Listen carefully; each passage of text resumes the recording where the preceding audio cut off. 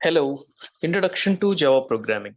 In this session, we will see the part 2 of classes and objects. In the last session, we have seen how to specify a class, and now we will see how to create an object. Let's begin.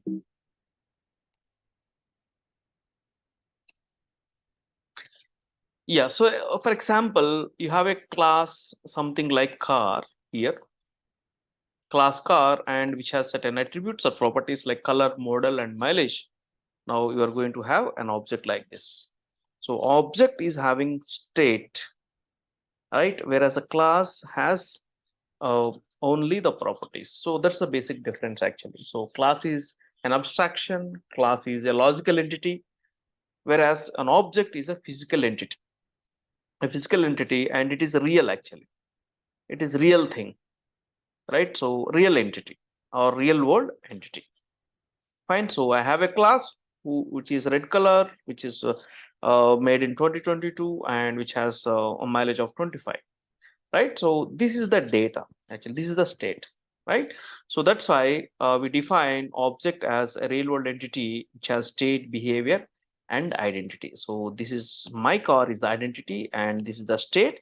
And of course, you have certain methods associated with that, like to display the car details and to set the car details and do some business logic with the details that you have. Okay. And an object is also considered to be instance of a class. Once you have a class, you can create as many instances as possible. From this class car, I can have n number of car objects created. Okay, so car objects are created at the runtime actually. Okay, so objects are runtime entities. Once a class is defined and the dot class is available, then you can actually start creating the objects which will actually get allocated in the heap memory. Okay, and in order to create an object, you require to have a new operator, and which is followed by a constructor actually. For example, I want to create a car object, I need to say like this, new car. Okay, so whereas car followed by the parenthesis is actually the constructor. So a constructor name will be like the class name. Only the difference is it is followed by a parenthesis. And new, whenever you say new, it is going to refer to heap actually. Okay, so let's come back to this class actually. Now we have written a class student and we had 3 instance members and 1 static member. And then we have 2 methods actually, right? And this is my business class. And now this class object we have created over here in test.java. So where I have an object created, this is one object. What is the object that is created? Student object is created. So when you say new student, right? So it refers to student class, this class actually. Okay. And this class, I don't have a constructor, but compiler supplies me a constructor. So that constructor is actually called over here. So from the student class, you will create a student object only. So which object will get created? A student object, and which is being referred by a reference variable. This S1 is basically a reference variable because its type is not primitive, its type is student, right? Any class type is a reference variable, and of course it is defined inside a method. So this is actually a local variable. S1 is a reference and a local variable. So this S1 will be part of the stack that got created for this particular main method. Okay, so the thing here is whenever an object is created by the constructor returns a reference back, some value back actually. So that value is going to be S1, right? So that S1 value is nothing but the reference value. It will have a reference. Exactly what it is, what the value, I will tell you, that is called hash code, and I will tell you in the discussion. So this, with this reference, what I can do is I can go back to the object which is created, and I can call a set student method on it, and I can call a get student method on it actually. Okay. Yeah. So in order to understand these things thoroughly, let me actually show you this with a certain illustration. So I'm going to annotate now. Yeah, so here I'm going to draw a few things here. So whenever, yeah, let me actually write here. Whenever you compile this Java C test dot Java. So you will be getting actually the dot class file, right? So the test dot class file you will get. And prior to this, already we have got the student dot class file. So this is already available. You have compiled it. Okay. So now whenever I say Java space test, Java space test, what happens actually? This test class is going to get loaded. That is the first step. Okay. Test dot class is going to get, that means the bytecodes of the test class will be loaded. So this is what actually happens. So where it will be loaded, so in the class area, whatever we are discussing, class area or method area, right? That is one thing. So after that, when it is getting loaded, what happens? Any static things are there, so static things will get allocated. So static blocks, static variables, constants, etc. After that, what happens? Main method is actually uh, being executed by the interpreter. So interpretation starts with the main method. Okay, so main method is interpreted. So from the main, it starts executing actually. Okay, so in this case, what happens? In this case, let's say what happens actually. Yeah. So here, when I say I have compiled the student class dot class file is available. I have compiled the test dot Java. Let's say that is also available. Okay, dot class is available. Now, when we say Java test, the class of the dot class file of the test is going to get loaded actually. So let me actually show that here. Okay, so this is my class area, and in this class area, I have my test class bytecodes available actually. So this is my test dot class. This is my class area. So in the class area, what all will be there actually? This is also called method area. So you will have all the class information. Class info, that means what is the name of the class, okay, what are its parent classes, what are the interfaces it is implementing, okay, what static data it has actually. So in the test class, I don't have any static data, so no, there is no data actually, static data. So just a class name, its parent class, some kind of information only will be there in the class area of the test class. Okay, this is actually this is for what actually? This is for test dot class, right? Yeah. So now this is the test class in the class area. Now what happens? The class got loaded. Fine, bytecode is verified. Okay. So what are all the bytecodes it has? It has actually only one method, that is a main method, right? So this will have the main method bytecodes. So these are the main method bytecodes. Whatever possible, all the bytecodes will be over here. And of course, it has actually a constructor also. So even though we are not writing, so this test, any class will have a default constructor supplied by the compiler. So I will have this test class bytecodes as well. So these are the bytecodes, and here these are the bytecodes for this. That's it. Okay, so then when the class is successfully loaded, what happens? Uh, the main starts executing actually. So when I say main, public static void main, when I say main, what happens? The main stack is going to get created. So let me actually draw that. So this is my main stack. This main stack is getting created over here. So let's assume this is all my JVM runtime memories, and this is my main stack. So in the main stack, what we are actually doing is we're actually calling for a new student. Okay, whenever we ask for a new student, what it will actually do is it actually looks for a student class. Do you have the student dot class file available? Yes, a student dot class file is also available actually for us. So now that student dot class file also will get loaded to the class area. So here this is also the class area. So let me actually have this student dot class also. So this is all the class area. This is all the class area. And in the student class, what all we have actually? So we have in the student dot class, so we have some static data also. So all the class info will be there. What's its name and etc. We'll have static information that is called university.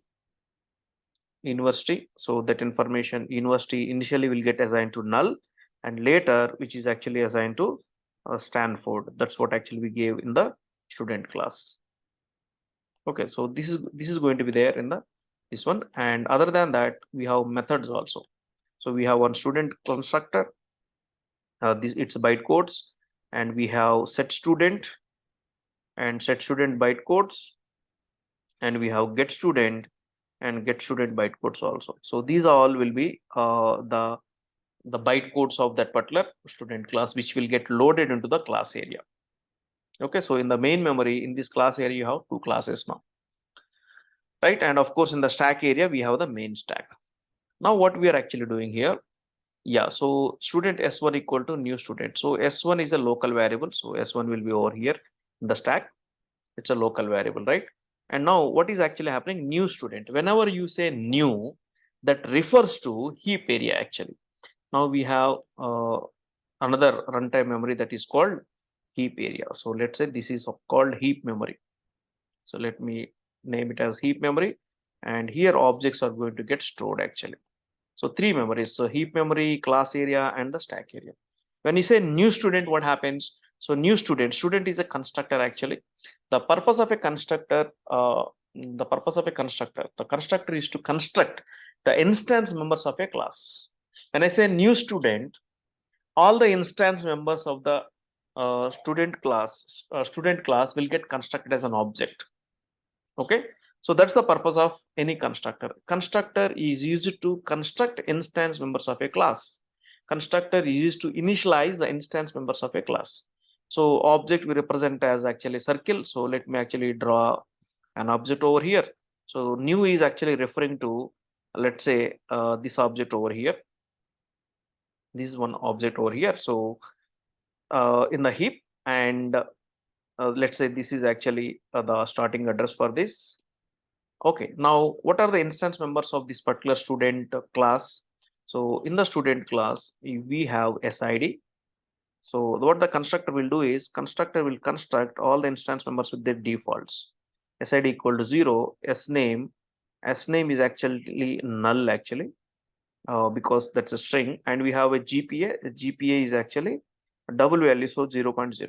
So constructor construct the instance members with their default values. That's actually the primary responsibility of a constructor. Okay, it's a why constructor is required. It has to construct the object with the default values of the instance members. It will not construct static members. Already the static member is there in the class area, that is actually Stanford. Okay, so that is done actually. So now the constructor is done. It constructed an object in the heap area because it's a new refers to heap. Once the constructor is done, what happens, constructor returns a reference back. So that means its address, actually this is its address, right? So its address is returned back, and we are actually catching that address over here. The address over here, we are catching that address. So that's why we are actually saying student s1. So when an object of student, so which object got created here? What is the name of this object? This is a student object. So when a student object is created, its reference will be of student type only. So we should ensure that this s1 is of type student, and yeah, so s1 is of type student, and it is actually pointed. So what actually the value that is getting returned is, means that value is actually called hash code. Just like a pointer, we call here as a hash code. So this is a hash code value, we call also as a reference value, right? That's nothing but the address of this object, not direct pointer address, but a transformed address value, that is actually a hash code, that is going to be stored into the s1. So by using s1, later I can come back to this heap area and identify my object. That is the purpose. So what is the use of this reference variable s1 means?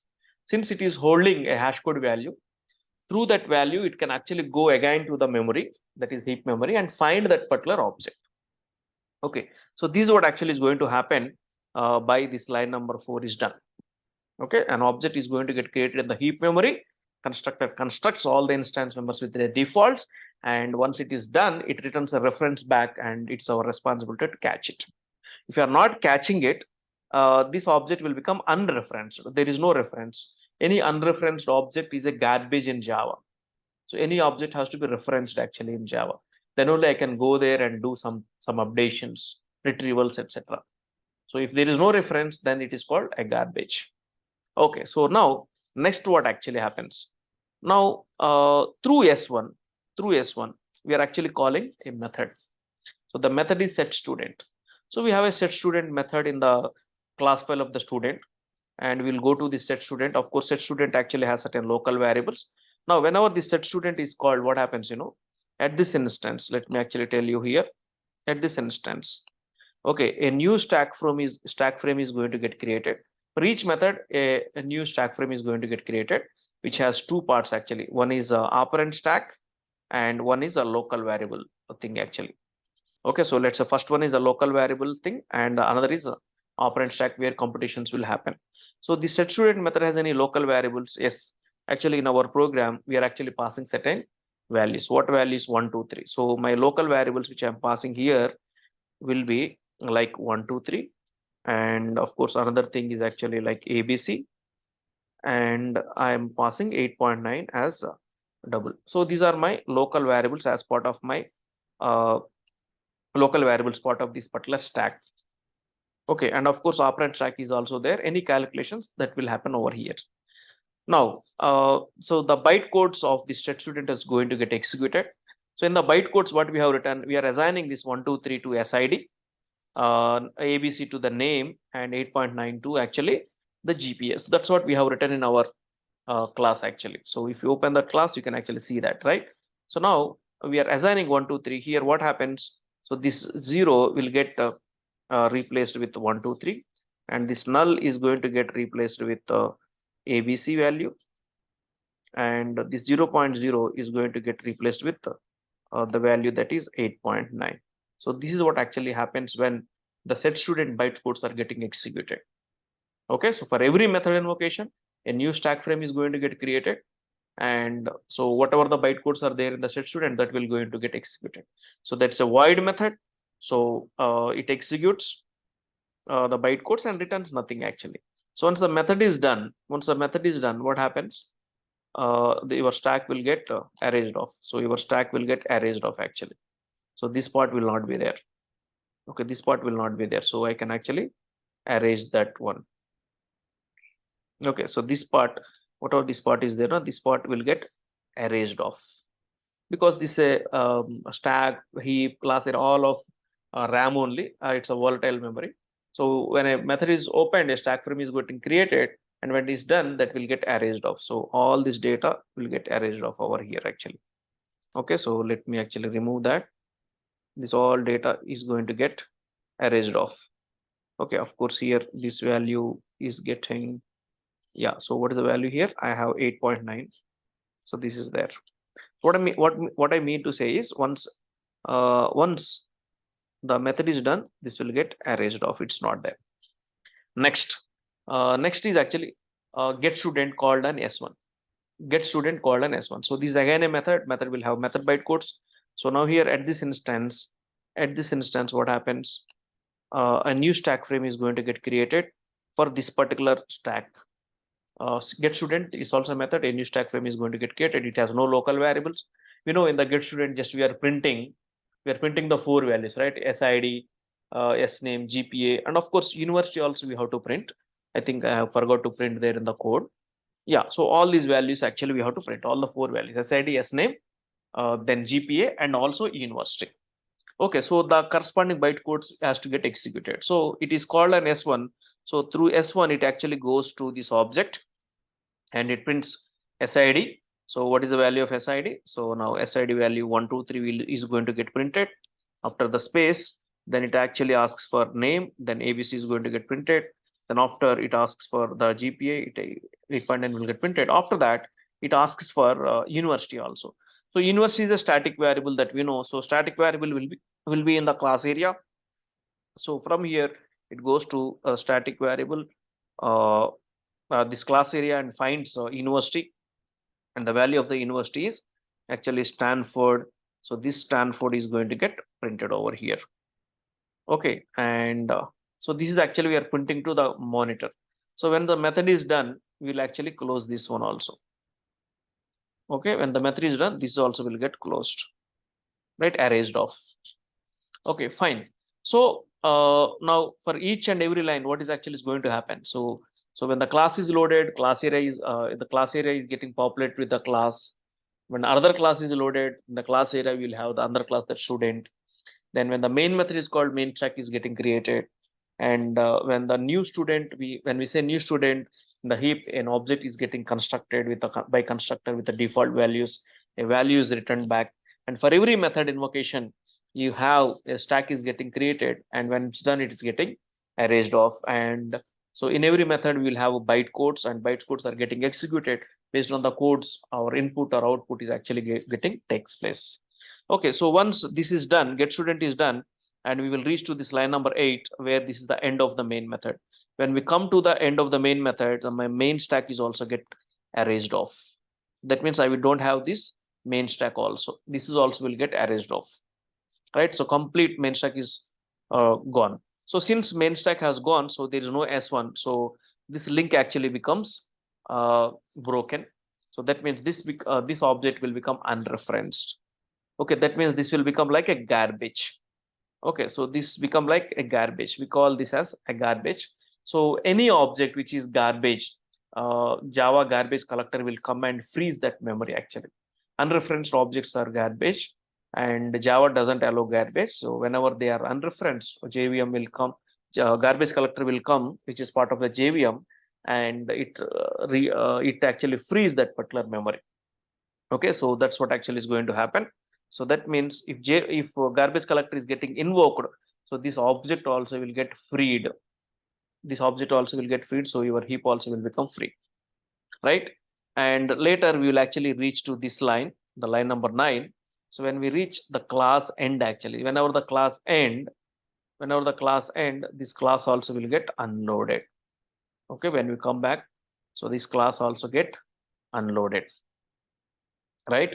And when it is getting unloaded, so what are all the classes it has actually inside? So that means this is a parent class which is calling the child class, right? So that's not inheritance actually. So that means method of invocation. So in the class test, you will have a class student. So when it is getting unloaded, this also will get unloaded. So that means everything will get cleared off from your main memory once you actually reach to this particular thing, right? So this is how an object is created in Java, and this is how JVM uses these three memories, especially heap memory for objects, stack for all the main stack and stack frames, all stack areas for the main stack as well as all the methods, and class area for all the classes that are getting loaded actually. So this is actually going to happen underlyingly, and one should understand this very much clearly.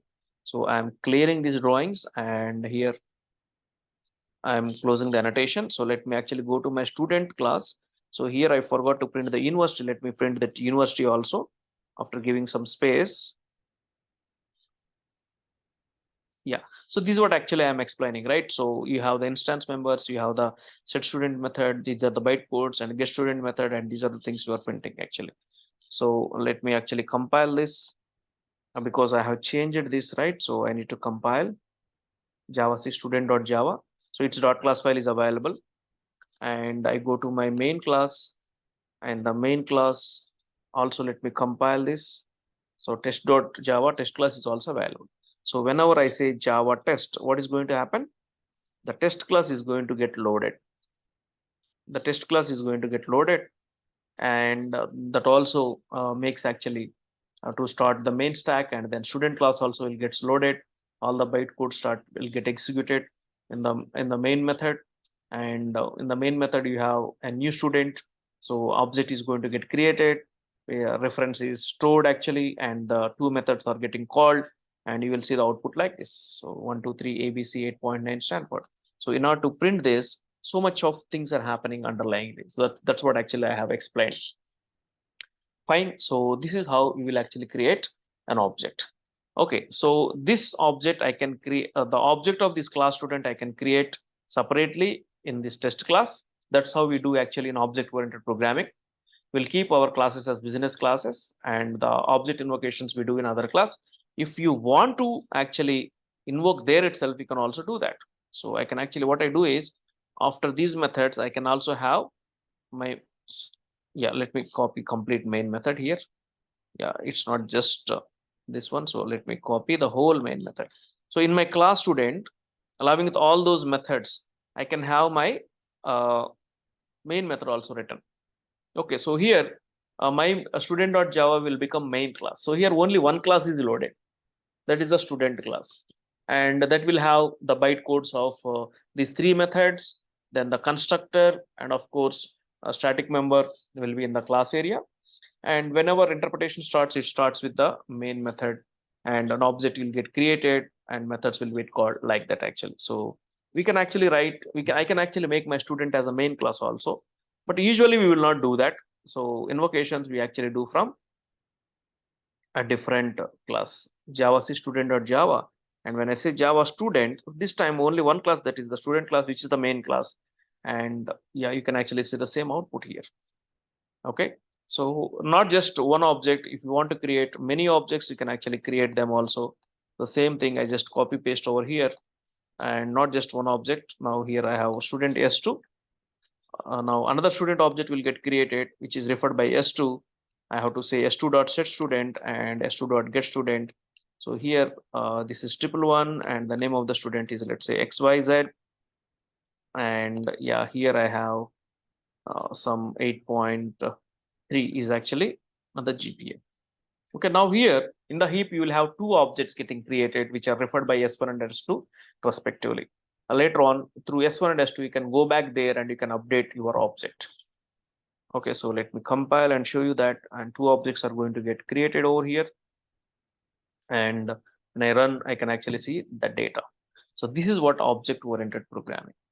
Okay, so you will have a class, you will specify your data members. They can be instance and they can be static.